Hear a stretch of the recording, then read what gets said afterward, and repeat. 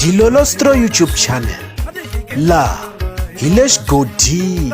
Tshikelela kunupu leyi nga tsariwa leswaku subscribe na xitlokwana u fike kona exigodini xa Mampela.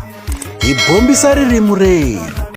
Yindlu ya xiyimbeleri Benny Mayengani the President liya swithedzi kumbe xana leyo khandziyana yi teka xivumbeko xintshwa.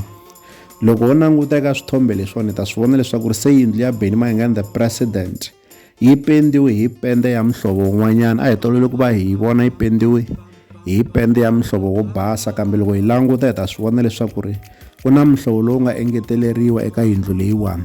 Se hi rhandza ku va hi va hoyozela murhangaphandle eka mitirho leyinene leyi va nga ku hi endleni.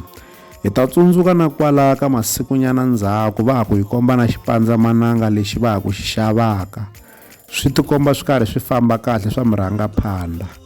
Leswi hi la ta avelana na n'wina eka Dilolostro YouTube channel. Loko mi nga se subscribe eka channel ya hina hi kombela nseketelo wa n'wina. Eka n'wina mi nga subscribe hi ri xandla ehenhla ka xin'wana xandla, nseketelo wa n'wina hi wu khensa hi tlhela hi vuyelela laha ka Dilolostro YouTube channel.